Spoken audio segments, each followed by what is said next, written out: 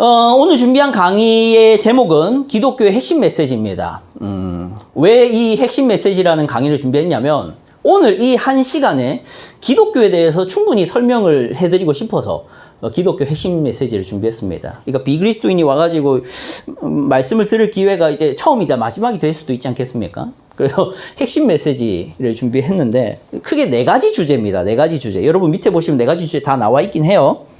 첫 번째는 이제 기독교의 하나님에 대한 주제고요. 두 번째는 기독교가 말하는 죄에 대한 주제고요. 세 번째는 기독교가 말하는 구원자로서 예수라는 주제고요. 네 번째는 기독교의 구원이라는 주제입니다. 이 주제만 말씀드리고 오늘 강의를 좀 정리를 할 거예요. 자, 이제 본론적으로 이제 들어가고자 합니다. 본격적으로 이제 기독교의 핵심 메시지를 소개하고자 하는데 그 전에 한 가지 여러분과 공감하고자 하는 이야기가 있습니다. 여러분과 공감하고자 하는 이야기. 이곳에 있는 여러분도 좀 생각해 봐야 될 문제긴 해요. 여러분도 꼭 생각해 봤으면 하는 문제입니다. 무신론과 유신론에 대한 생각입니다. 무신론이냐 유신론이냐 하는 문제는 비종교냐 종교냐 하는 문제가 아니라 둘 다 종교이며 선택의 문제다라고 이제 하는 부분이죠. 사람들의 신에 대한 입장은 두 가지죠. 뭐와 뭐입니까? 무신론과 유신론입니다. 무신론이 뭡니까? 무신론은 신은 없다 하는 입장일 거고요. 유신론은 신은 있다 하는 입장일 겁니다. 자, 그런데 첫 번째로 이 무신론과 유신론에 대한 입장에서 첫 번째로 나누고 싶은 이야기는 이것입니다. 유신론이든 무신론이든 둘 다 종교적인 신앙이라는 것이죠.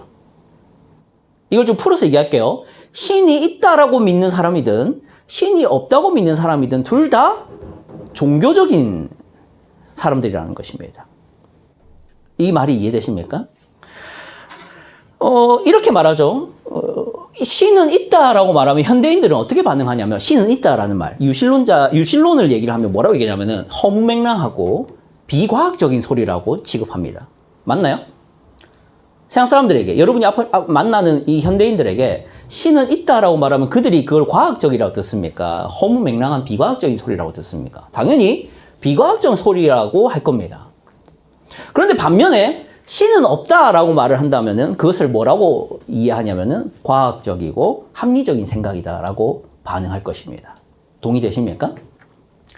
그런데 잘 생각해 보십시오. 사실은 무신론이든 유신론이든 그리 과학적인 얘기가 아니라는 것입니다. 둘 다 종교적인 믿음이 필요한 이론이라는 것이죠. 왜 그렇게 생각할 수 있냐면 여러분 보십시오. 신이라는 존재는 관찰 가능하거나 실험이 가능한 대상입니까? 어떻습니까? 자, 신이라는 존재를 한번 상정해 봅시다. 우리가 유신론자가 되죠. 잠깐 무신론자가 되어 주십시오, 여러분. 신이라는 존재가 관찰 가능한 대상이거나 실험이 가능한 대상이 맞습니까? 아닙니까? 아닙니다. 그러면은 이것은 과학적으로 증명이 될 수 있는 소재입니까? 아닙니까? 아닙니다. 그러므로 신이 있다라는 말, 우리같이 신이 있다라고 주장할 수 있는 사람도 증거를 제시할 수 없지만 신이 없다고 말하는 사람들도 증거를 제시할 수가 없습니다. 맞나요?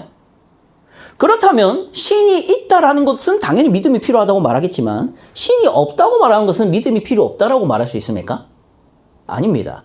신이 없다고 주장하는 이 무신론도 사실은 믿음이 필요한 이론이며 종교적인 이론이라는 것이죠. 근데 세상은 이걸 잘못 생각한다는 것입니다. 착각이죠.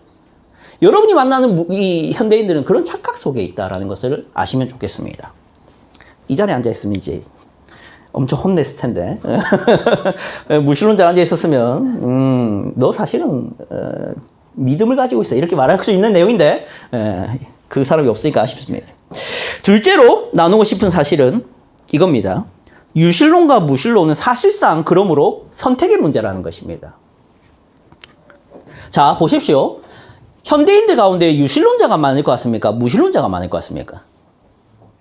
무신론자가 많습니다. 유신론자보다는 무신론자가 많습니다. 자, 왜 그럴까라는 질문을 한번 던져보시죠. 왜 사람들은 유신론자가 되기보다 무신론자가 되기가 쉽냐라는 질문입니다.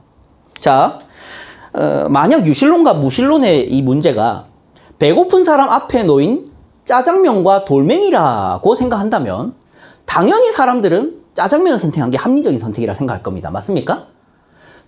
다시 말할게요. 배고픈 사람 앞에 짜장면이 있고 돌멩이가 있습니다. 그러면 뭐가 합리적인 선택이겠습니까? 짜장면 선택. 왜? 배고픈 사람에게는 짜장면이 필요한 게 당연하고 돌멩이는 불필요한 게 당연하기 때문입니다. 그런데 이 유실론이냐 무실론이냐라는 문제는 짜장면이냐 돌멩이냐가 아닙니다. 짜장면이냐 짬뽕이냐의 문제입니다. 왜 그렇게 말씀을 드리냐면 아까 말씀드렸죠. 무실론도 뭐가 필요하댔습니까? 믿음이 필요합니다. 유실론도 뭐가 필요하죠? 당연히 믿음이 필요합니다.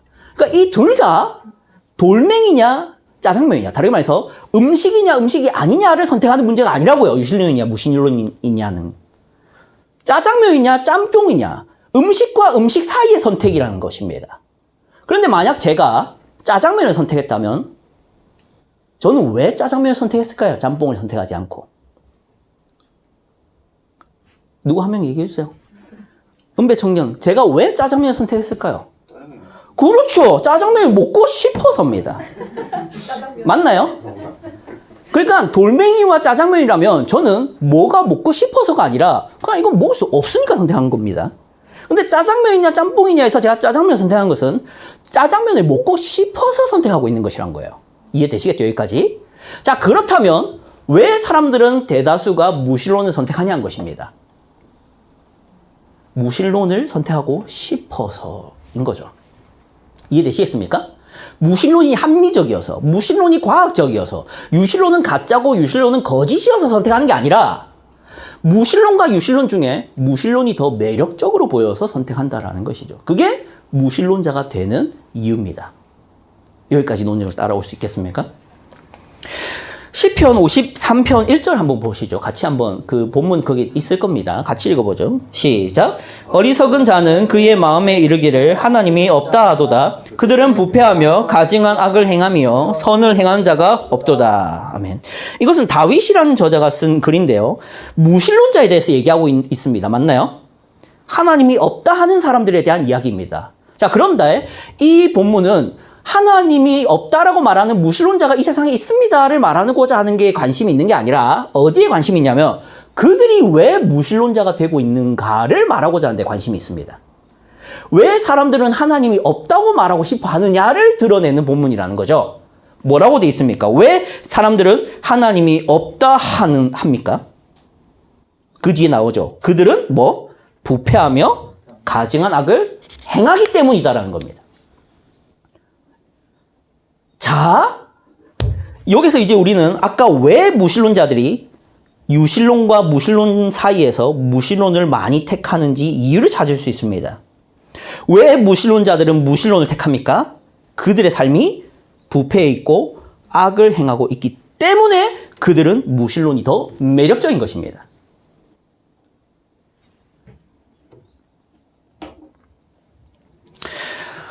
제가 유실론자라서 무실론자를 비판하는 게 아니고요. 저도 무실론자였던 적이 있어서 압니다. 저는 무실론자였어요. 여러분도 무실론자였던 시절이 있지 않습니까? 지금이 혹시 무실론자입니까? 저도 무실론자였던 적이 있어요. 그때는 왜 그럼 제가 무실론을 택하고 있었느냐? 저는 깨달았기 때문에 유실론자가 된 거죠. 왜 무실론을 택하고 있었습니까, 제가? 여러분한테 물을 게 아니죠. 왜 제가 무실론자를 택했냐? 하나님이 없는 세계가 더 좋았거든요. 신이 없는 세계가 더 편하거든요.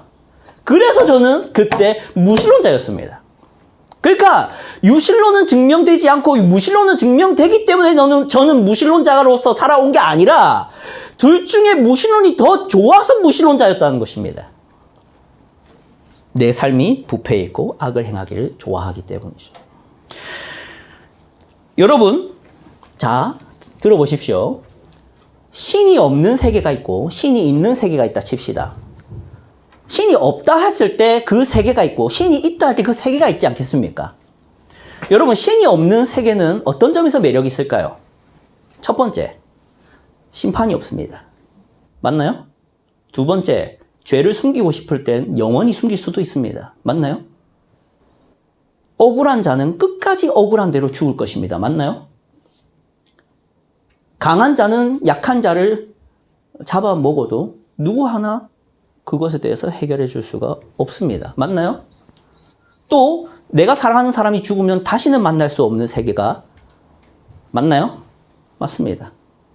그리고 여러분 자신이 누군가에게 악한 일을 행하고 비난만 받을 만한 일을 행하더라도 여러분은 그것을 힘으로, 파워로 무마시킬 수도 있습니다. 그리고 그것은 결코 내세에 심판받지 않는 세계가 무신론자의 세계죠. 맞나요? 반면에 유신론자의 세계는 어떻습니까? 일단 여러분 안에 있는 모든 죄악들이 누가 지켜보고 있다고 말하게 됩니다. 그리고 여러분이 숨기고 있는 모든 죄악들이 결국에는 들킬 겁니다. 그리고 여러분 위에 신이라는 존재가 있습니다. 이 세계는 겸손하기가 쉬운 세계일까요? 교만하기가 쉬운 세계일까요? 겸손하기가 쉬운 세계이죠. 왜냐하면 내 위에 신이 있기 때문입니다. 자, 왜 사람들은 무신론을 택하기를 좋아합니까? 여기서 발견되는 겁니다. 무신론은 편하고 양심에 찔리지도 않으며 내가 악을 행하고 싶을 때 마음껏 악을 행해도 들키지 않고 심판받지도 않는 세계이기 때문이죠. 이런 무신론의 세계를 사람들이 왜 좋아한다고요? 시편의 저자가 뭐라 했습니까? 왜 좋아한다고요? 이 무신론을? 중요하나? 왜 무신론, 하나님이 없단 말을 좋아한다고요? 편해서. 민정자매, 왜 좋아한다고요? 악을 행하고 있기 때문에. 여러분, 죄인이기 때문에 사람들은 무신론을 좋아하는 겁니다. 내가 원하는 대로 살고 쾌락하며 살면서 누구의 눈치도 보지 않고 내가 바라는 삶을 살 수 있는 세계관이 무신론의 세계관이기 때문에 사람들은 무신론을 좋아한다는 겁니다. 이거 과학적이고 합리적인 이유가 아니라고요. 쾌락과 욕망 때문에 무신론을 택하는 거라는 겁니다. 여러분은 여러분을 뭐라 하는 거 아닙니다. 여러분은 유신론자니까요. 이제 넘어갈게요. 자, 그러면 이제 유신론자로서 우리가 또 한 번 나눠야 될 얘기가 있습니다. 여러분, 유신론자가 다 기독교를 택하는 건 아니잖아요. 신이 있다라는 얘기를 한다고 해서 기독교인인 것은 아닙니다. 비가 자꾸 방해하나요? 여러분, 신이 있다고 해서 다 기독교인이 되는 건 아닙니다. 신이 있다고 말하는 종교는 뭐가 있습니까? 메이저로서는 첫 번째 뭐가 있습니까? 불교, 힌두교, 또 천주교, 기독교가 있습니다. 자, 그런데 왜 하필 기독교여야 하느냐라는 질문을 던질 필요가 있죠. 맞나요? 왜 하필 기독교여야 하냐? 여러분은 많은 종교 중에 신을 얘기하는 종교 중에 기독교인이 됐잖아요. 그러면 여러분은 왜 기독교가 말하는 신을 택했냐라는 것에 대답할 수 있어야 됩니다. 그렇죠? 자, 실컷 얘기했습니다. 야, 무신론을 택하는 거는 합리적인 선택이 아니고 그것도 믿음이야. 결국 무신론을 택하는 너는 죄악되고 부패한 삶을 살고 싶어서 편하고 싶어서 무신론자가 된 거지. 그러니까 유신론을 택하는 것이 더 매력적이고 올바른 줄 깨달아 라고 얘기를 해놓고서는 그 사람이 이제 질문할 거 아닙니까? 그러면 왜 굳이 기독교의 신이어야 되냐? 라는 질문을 던질 것입니다. 거기에 대해서 좀 대답을 해야 되겠죠. 그 얘기가 오늘 핵심적인 메시지입니다. 자, 핵심 메시지 4가지 중에 첫 번째 얘기를 좀 드리겠습니다. 첫 번째 뭡니까? 첫 번째 핵심 메시지는 기독교의 하나님에 대한 메시지입니다. 자, 기독교의 하나님이라고 하니까 좀 생소한데 신이라고 그냥 하겠습니다. 아니다. 그런 사람은 비교할 없으니까 그냥 하나님이라 하죠, 우리끼리. 자, 기독교의 하나님이라 하죠. 자, 기독교 하나님의 신관의 독특성은 삼위일체입니다. 들어보셨나요? 영어로는 뭐라 하죠? 삼위일체? 트로시아입니다. 트리니티. 네, 삼위일체론이죠. 기독교에서 신은 삼위일체 신을 말합니다. 이것은 이제 기독교가 가진 경전에 따른 신관이죠. 여러분, 이런 노래 혹시 들어보셨습니까? 못 들어봤을 것 같은데 당연히. 하나면 하나지, 둘이겠느냐? 둘이면 둘이지, 셋이겠느냐? 셋이면 셋이지. 뭐예요, 그 다음에? 넷은 아니야, 넷이면 넷이지. 다섯 아니야 이런 노래가 있어요. 그 다음 랄랄라 랄랄랄라 모르겠어요. 하여튼 이 노래 어디서 나온 건지 알아요? 저 압니다. 뭡니까? 그 마라의 여신입니다. 오 맞아요. 아, 좋은 경제 세대인감데. 예. 이게 1990년도에 방영했어요. 1990년에 제가 태어난 날이거든요. 근데 이게 뭐 재방송해가지고 저도 이제 나중에 보긴 했는데 영심이라는 데서 나오는 거예요. 근데 이 노래 가사를 보면 어때요? 하나면 하나지 뭐는 아니다? 둘은 아니다. 둘이면 둘이지 뭐는 아니다? 이게 말해주는 게 뭐냐면은 하나가 둘이지 않고 둘이 셋일 수 없다. 이게 합리성에 대한 얘기예요. 맞죠? 합리적인 거예요. 자, 그런데 이 기독교의 신과는 아까 뭐라 했죠? 한 단어로 트리니티 뭐라고요? 한글로? 삼위일체라고 합니다. 이 무슨 뜻일까요? 신은 어떻게 존재한다? 셋이면서 동시에 하나로 존재한다. 여러분, 이게 합리적인 얘기입니까? 아니면 이해하기 어려운 비이성적인 얘기인 것 같습니까? 이해하기 어려운 얘기죠. 자, 그러면 이 삼위일체에 대한 얘기를 하면서 제가 여러분한테 드리고 싶은 이 기독교의 매력은 여기 있습니다. 뭐냐면 신이 인간 이성으로 이해할 수 있는 대상이 아니다라는 겁니다. 여러분, 삼위일체는 이해되지 않는 이론이잖아요. 그 말인즉슨 기독교에서 말하는 신은 사람이 이해하기 어려운 얘기를 하고 있다는 것입니다. 근데 이게 왜 매력이냐? 신이 이해 가능하면 신입니까? 라는 질문이죠. 여러분, 이해 가능한 신은 신입니까? 추천이 어때요? 이해 가능한, 나의 이성으로 쉽게 이해 가능한 신이 신이라고 볼 수가 있겠습니까? 아니죠. 신이 왜 신입니까? 신은 인간을 초월해 있으니까 신이라는 겁니다. 그런데 신이 이해할 수 있다? 그러면 저는 사실 매력을 못 느끼겠어요. 그래서 기독교의 신관이 삼위일체라는 점에서 기독교는 사람이 만든 종교가 아니라 하나님이 스스로 계시한 종교다라는 증거로 제시될 수 있는 부분이 있는 겁니다. 오케이? 넘어갈게요. 자, 그리고 이제 기독교의 하나님과 관련해서 창조에 대해서 얘기하지 않을 수가 없습니다. 여러분, 기독교는 우주의 시작에 대해서 창조를 얘기합니다. 맞나요? 아까 말했던 그 삼위일체의 신이 창조해서 세상을 만들었다라고 합니다. 물론 이 세상에서는 과학적인 얘기가 아니다라고 말해서 부정하겠지만 사실 이것 또한 길어지는데 짧게 해보죠.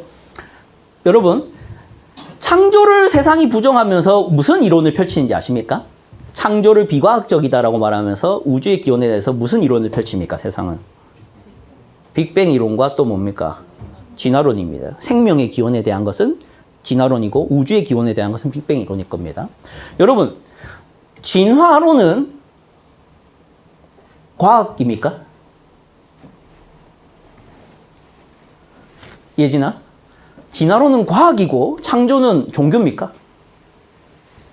어떻게 대답해 볼래요? 모르겠어요? 그러니까 이번에 좀 알면 좋잖아요. 그치? 우리 하영자매, 진화는 과학입니까? 이게 정리가 안 돼 있습니까? 여러분, 진화도 종교입니다. 근데 세상은 진화는 과학인 줄 알아요. 진화도 종교입니다. 여러분, 과학은 아까 말했지만 실험이 가능해야죠.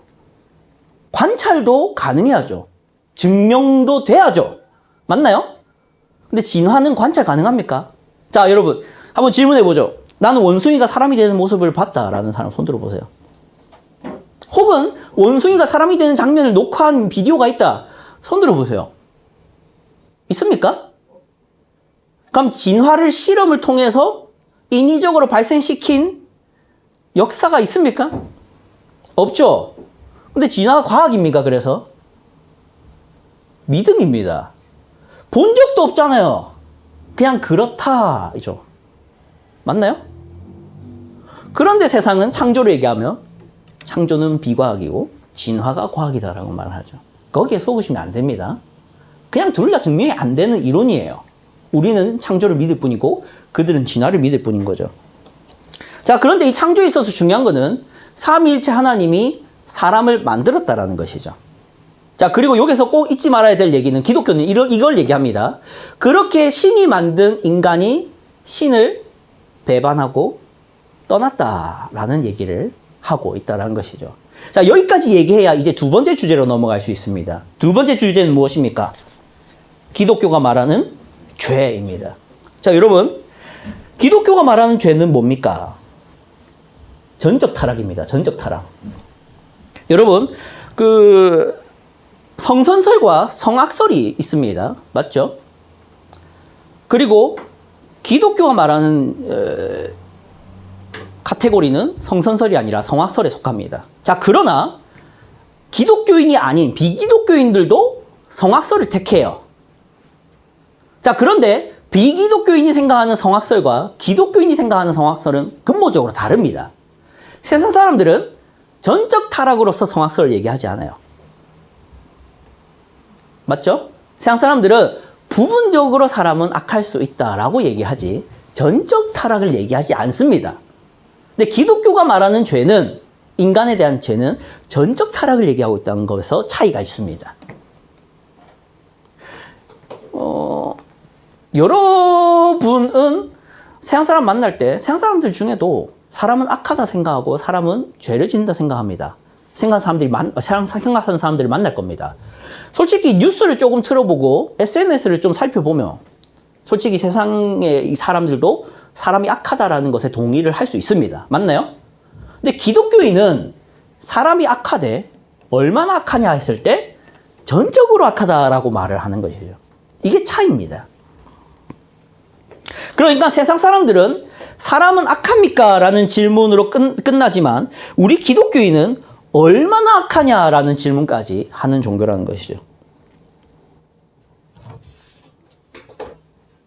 그게 차이입니다. 자, 이제 두 번째 얘기를 해보죠. 빨리 넘어갈게요.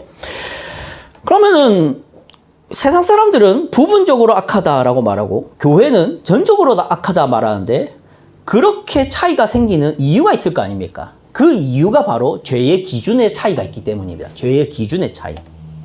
세상 사람들은 무엇을 기준으로 죄를 판단하냐면 옆 사람입니다. 내가 옆 사람보다 해프냐? 내가 저 사람보다 부패해 있냐? 내가 쟤들보다 쾌락을 추구하냐? 내가 저 뉴스에 나오는 저 사람보다 사회 법규를 어기고 있냐를 상대적으로 비교해서 나의 악함을 판단한다고요. 이게 세상의 죄의 기준입니다. 세상의 죄의 기준은 옆 사람 아니면 사회입니다. 이해되시겠죠? 자, 그렇게 생각해 봤을 때 나는 꽤 괜찮은 사람이다라는 결론밖에 잘 안 내려져요. 맞잖아요? 아유, 저 은배 청년 보니까 난 좀 괜찮은 사람 같이 보여요. 우리 찬영이 봐도 내가 좀 착하게 사는 것 같아요. 진심으로 하는 말, 혹시 지금 상처받는 거 아니죠, 둘 다? 그냥 예를 들어 하는 거예요. 그러니까 내가 충현이를 보니까, 충현이보다는 내가 좀 못 살고 있네. 충현이보다는 내가 악한 것 같아. 이렇게 나지만, 은배 청년 보니까, 내가 좀 잘 살고 있구만. 이렇게 된다고요, 세상 사람들은. 근데 기독교인들은 죄의 기준을 어디에 두고 있냐면, 신입니다. 나의 죄의 기준을 신에게 두고 있어요. 그러니까 옆 사람이 아니라 하나님을 기준으로 죄를 판단하고 있다는 거죠. 그래서 기독교는 전적 타락을 얘기하게 되는 것입니다. 이해되시겠습니까? 이게 기독교의 죄에 대한 관점들입니다. 자, 이제 세 번째 주제를 좀 말씀드릴게요. 그래서 기독교는 이 죄의 문제로 인해서 구원자를 소개하고 있는데요. 그 구원자를 첫 번째 뭐라고 소개하냐면 하나님이자 인간이다 라고 말을 합니다. 하나님이자 인간이다.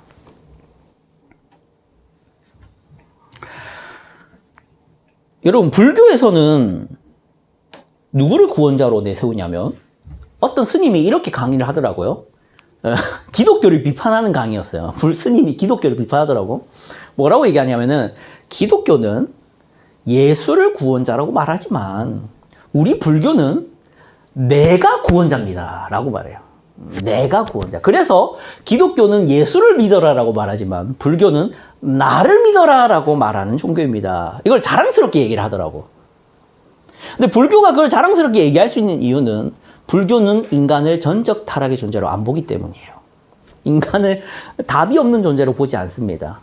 수양과 노력을 통해서 얼마든지 스스로를 구원할 수 있을 만한 대단한 존재로 인간을 봐요. 근데 기독교는 아까 인간관이 어땠습니까? 부분 타락입니까? 전적 타락입니까? 예, 그래서 인간이 인간을 구원할 수는 없다고 말합니다.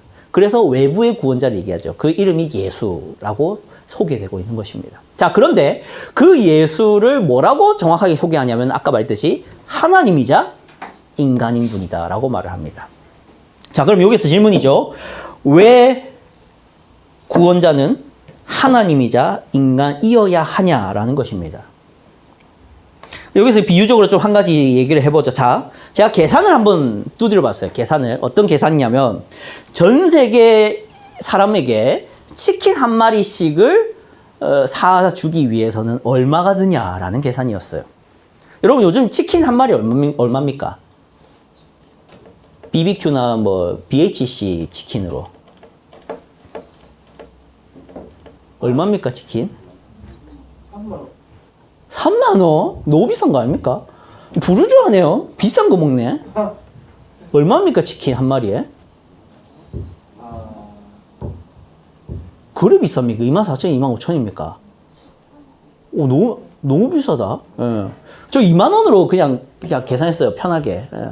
2만 원으로. 그럼 전 세계 인구가 몇 명입니까? 지금 뭐 조금 늘어서 80억 명이라 하더라고요. 제 중고등학교 때는 70억 명이었는데 지금 80억 명이라 하더라고요. 맞나요? 더 넘었나? 알 수는 없습니다. 하여튼 80억 명으로 했어요. 그래서 80억 곱하기 얼마? 2만 원. 그러니까 얼마가 나왔냐면은 160조 원이 나왔어요. 그러니까 160조 원이 되는 거죠. 한 사람당 치킨 한 마리 제공하기 위해서. 자, 그렇다면 이제 질문이에요. 이 시대만 이 온 인류의 죄값을 치르기 위해서는 얼마가 들 것인가 하는 것입니다. 죄값. 그러니까 치킨값 아닙니다. 죄값. 창조주에게 대항하고 반역한 인류의 죄값 80억 명 분을 치르려면 얼마가 필요하냐는 것입니다.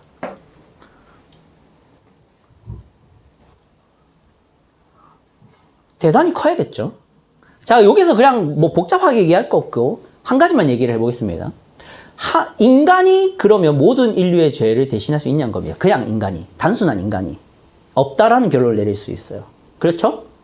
그래서 기독교는 구원자를 인간이 아니라 하나님이라고 소개하는 것입니다. 이해되시겠나요? 하나님이자 인간인 예수가 모든 인류의 죄값을 치를 수 있을 만한 자격이 있다의 차원에서 그분은 하나님이셔야 했다라는 소개를 하고 있다라는 것입니다. 그래, 뭐 이미 여러분은 아는 얘기겠지. 그래, 넘어갈게요.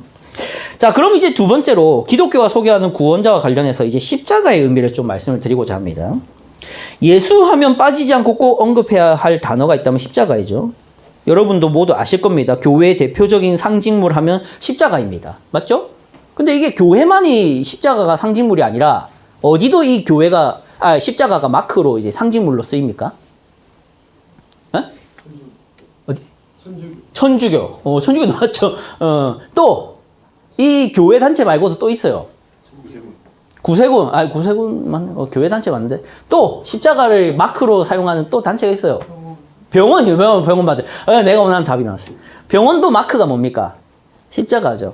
근데 원래 십자가는 과거에는 그냥 사형 도구일 뿐입니다. 지금 같은 의미 없어요.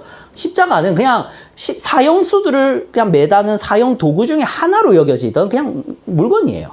근데 지금은 어떤 의미를 가지죠? 사람을 고치는 병원의 상징물이 되고 지금은 영혼을 구원하는 교회라는 곳에 상징물이 되어 있는 게 뭐다? 십자가입니다. 자, 그런데 이 십자가에 대해서 우리 간단하게 얘기를 좀 드릴게요.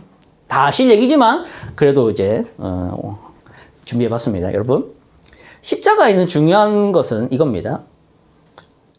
그 삼위일체 신이라는 존재가 인간을 구원할 때 어떤 방식으로 구원하느냐를 잘 보여주는 상징물입니다. 어떤 방식으로 구원하느냐. 여러분, 기독교는 사람을 대가 없이 용서해줬다를 얘기하고 있지 않습니다. 누구를 죽인 대신에 누구를 살리는 구원입니다. 누구를 죽인 대신에 누구를 살린 구원이죠? 예수를 죽인 대신에 죄인을 살리는 구원이죠. 이게 십자가에 드러납니다. 맞나요? 죄인인 여러분을 대신해 죄인을 죽인 게 아니라 죄인인 여러분을 대신해 의인인 하나님 예수를 죽여서 여러분을 용서하는 구원. 이게 십자가에 드러난 구원의 방식입니다. 이게 기독교의 구원이고 용서입니다. 이해되겠죠? 무조건적 용서가 아니라 대가를 치른 용서다. 이런 걸 좀 기억해 주겠습니다. 자, 이제 드디어 마지막이에요. 4번입니다. 4번. 핵심 메시지 네 번째입니다. 네 번째는 기독교의 구원에 대한 메시지인데요. 기독교는 구원을 얘기하지만 무슨 구원이든 해준다라는 얘기를 하는 게 아니라 죄로부터의 구원을 얘기를 하는 것이 기독교의 구원입니다. 그냥 교회에 이런 잘못된 기대를 가지고 오는 사람이 혹 있을 수 있잖아요. 교회에 가서 예수를 믿으면 경제가 풀리고 건강이 회복되며 인간관계가 회복되고 나의 정신적인 어려움도 구원받을 것이다 라는 생각을 가지고 교회로 올 수 있는데, 교회가 말하고 있는 구원은 본질상 죄로부터의 구원입니다. 경제적 구원이니 건강의 구원이니 그건 아닙니다. 그 죄로부터의 구원이란 무엇이냐? 아까 계속 얘기해왔지만 죄라는 것이 단순히 착하게 사냐 악하게 사냐의 문제가 아니라 하나님 앞에서 하나님과의 관계에서 무너져 있던 관계의 회복과 그 죄로 말미암아서 망가진 인간의 본성을 회복하는, 그게 죄로부터의 구원이다. 이게 기독교에서 말하는 구원입니다. 자, 이제 마지막으로 내세의 소망에 대한 얘기를 하고 마치고자 합니다. 여러분, 기독교의 구원은 내세의 소망을 가지게 한다는 점에서 매력적인데, 내세의 소망이란 쉽게 말해서 죽음이 끝이 아니다라는 생각을 가지게 하는 것을 말합니다. 물론 다른 종교들도 내세를 얘기하죠. 그쵸? 불교도 내세를 얘기하고, 천주교도 내세를 얘기하고, 이슬람조차도 내세를 얘기합니다. 그쵸? 기독교도 내세가 끝이 아니다라는 얘기를 합니다. 그럼 별반 다르지 않지 않냐라는 생각을 하실 수도 있지 않겠습니까? 그럼 굳이 기독교의 내세일 필요가 있냐? 기독교가 말하는 내세가 매력적인 이유가 어디에 있냐라는 얘기를 하실 수도 있습니다. 자, 그러나 제가 여기서 기독교가 말하는 내세가 다른 모든 종교들보다 매력적이다라고 말씀을 좀 드리고자 하는데요. 설득드리고자 하는데요. 이것입니다. 여러분, 불교에서는, 그러니까 기독교를 제외한 모든 종교는 내세의 관이 그렇게 친절하지가 않아요. 어떤 점에서 친절하지 않냐면, 불교, 특히 우리 토속 불교 같은 경우는 이제 무속신앙과 좀 많이 섞여서, 여러분 그거 봤습니까? 무슨 영화더라? 무슨 영화더라? 신과 함께라는 영화인가요? 알아요? 신과 함께 맞습니까? 네. 그게 누가 나왔지? 하정우하고. 하정우 나오고. 아, 진짜 똑똑하네요. 하정우하고 또 누가 나왔어요? 김현기. 예, 주인공이 안 나. 차태현 나왔잖아. 예. 그래가지고 그 내세에 대한 이야기로 진행이 되잖아요. 그렇죠? 근데 가가지고 천국 가가지고 끝이 아니에요. 거기서부터 이제 또 찌지고 뽑고 난리 부르스가 납니다. 주인공이 계속 시달려요. 뭘로 시달립니까? 살아생전에 그가 쌓았던 업이라는 게 있습니다. 업이란 말 들어보셨나요? 그 업이란 뭐냐면은 선한 업과 악한 업이 있는데 살아생전에 했던 행동들의 집합을 업이라 합니다.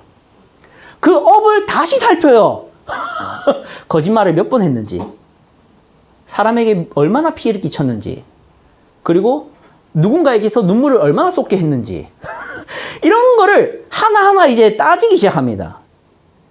그리고 만약에 누군가의 눈물을 조금이라도 흘리게 했으면 그에 대응하는 처벌과 심판이 이게 이루어져요. 그게 막 기본 단위가 100년입니다. 눈물 한 방울에 막 100년 이래요. 정확한 지수는 잘 모릅니다.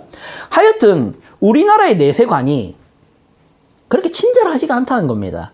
여러분이 살아생전에 조금이라도 악을 행한 것이 있다면 여러분은 거기서 이제 전전긍긍해야 되는 거예요. 신 앞에서. 신이 친절하지 않단 말이 그런 말입니다. 이슬람은 어떨까요? 내세관이. 이슬람의 내세관이 이렇습니다. 살아생전에 알라를 위해서 얼마나 충성했는지, 순종했는지, 꾸란을 얼마나 철저히 지켰는지, 그리고 절기와 의식들을 얼마나 준수했는지를 따져서 그 알라라는 신이 그에 합당한 대우를 합니다. 최근에 이슬람 최대 절기 중에 하나인 하지가 있었죠. 하지. 뉴스 보셨나요? 그래서 그 성지 순례를 하게 되는데 이슬람의 성지 하면 메카가 있습니다. 메카는 사우디에 있습니다. 그 사우디에 그거 봤네요. 검은 색깔 그 정사각형의 뭐 하여튼 희한한 검은 색깔 그 가운데 두고 사람들이 뺑뺑이 돌아요. 그 성지 순례를 안 지키면 이들은 이제 내세에 가서 알라한테 혼날 테니까 그걸 또 철저히 지켜야 됩니다. 하루에 몇 명이 모였다고 하냐면 사우디에 200만 명이 모였다 합니다. 200만 명. 그런데 이제 하루에 500명씩 죽었다 하더라고. 왜 죽었느냐? 너무 더워서. 그걸 왜 할까요? 이 이슬람 사람들이. 그렇게 하지 않으면 내세에 나는 소망이 없으니까입니다. 이해되시겠나요? 근데 기독교는 내세의 소망을 가지게 한다, 안 한다? 한다는 겁니다. 지금 내세의 소망에 대한 얘기를 합니다. 기독교는 내세의 소망을 가지게 하고 또한 그 내세는 아주 친절합니다. 그래서 기독교는 매력이 있다는 거예요. 어떤 점에서 그러냐면, 자, 어떤 차이가 있는지 좀 소개하고 정리할게요. 여러분이 내세에 가면, 여러분이 이제 예수 그리스도를 믿는 사람이라면, 내세에 가면 어떤 일이 벌어지냐면, 재판관으로 분명히 삼위일체 하나님 중에 한 분이신 성부가 앉아 계십니다. 그리고 그 성부는 당연히 여러분의 죄와 여러분의 삶을 물을 겁니다. 여기까지는 동일해요. 자, 그런데 기독교의 내세관에선 중요한 것은 옆에 예수라는 변호인이 있다는 사실입니다. 여러분이 한마디도 안 해도 돼요. 여러분이 여러분 자신을 변호하거나 여러분 자신을 변명할 필요가 없습니다. 그 예수라는 하나님이 여러분을 대신해서 변호를 합니다. 자, 그런데 이런 식으로 변호를 해요. 이런 식으로 변호합니다. 예를 들어 드릴게요.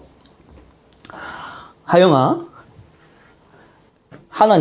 하영이가 얼마나 착하게 살았냐면요. 얼마나 순종하며 살았냐면요. 얼마나 교회를 잘 다니고, 얼마나 하나님을 잘 섬기며 살았냐면요. 이런 식으로 말하지 않는다는 거예요. 어떻게 말하냐면, 하영이 입을 이제 닫게 해요. 하영 가만히 있어 하고 예수님이 하영 가만히 있어 하고 하느님 앞에 딱 서서 이렇게 한다는 겁니다. 하나님, 제가 하영이를 위해서 죽었습니다. 제가 하영이를 대신해서 순종했습니다. 제가 하영이를 위해서 하나님의 계명을 대신 지켰습니다. 그러니 하영이에게 심판을 내릴 겁니까? 안 내릴 겁니까? 라는 변호를 한다는 거예요.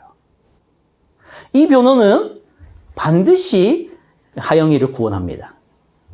그리고 반드시 하영이가 지옥에 가지 않고 천국에 가게 만들어버립니다. 왜 그럴까요? 완전히 순종하신 분의 순종과 그것도 인간이 아닌 하나님의 의로움이 하영이의 것이라고 말하는 변호기 때문에 이것은 성부께서 거절할 수 없는 변호라는 것이죠. 그래서 기독교의 내세관은 소망이 있고 친절하다라는 얘기를 드리는 겁니다. 이해되시겠습니까? 자, 여기까지 기독교의 핵심 얘기를, 메시지를 다 전했습니다.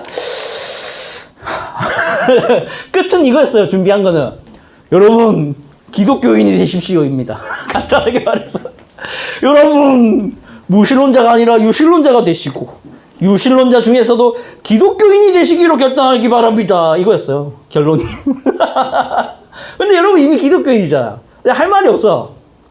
그래도 이제 할 말 하고 끝낼게요. 여러분, 죄를 인정하시고 참된 회개, 진실한 회개가 있길 바랍니다. 그리고 이 예수 그리스도를 구원자로 다른 신이 아니라 이 좋은, 이 매력적인 신을 여러분의 구원자로 받아들이고 믿겠다는 고백을 하시기 바랍니다. 예, 기도하겠습니다. 이렇게였어요. 원래 시나리오는. 예, 기도하겠습니다. 하나님 아버지 감사합니다. 이 시간 함께 모여서 전도 축제를 맞이하여서 하나님의 말씀을 같이 나눠보았습니다. 세상은 무신론자니 유신론자니 무신론이 과학적이고 유신론은 종교적이고 허무맹랑한 소리다라고 비판하고 비난하는 시대를 살아가고 있습니다. 이 시대 가운데서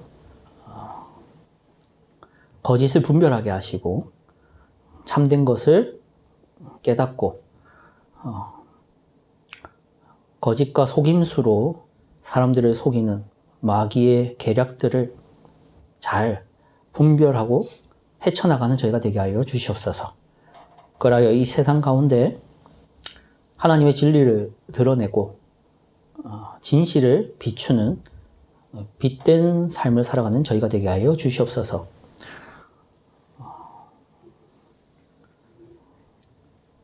다른 모든 종교 중에 기독교만이 참 종교이며 기독교에서 소개하고 있는 하나님과 예수 그리스도가 참된 신임을 확신하며 살아가는 저희가 되게 하시고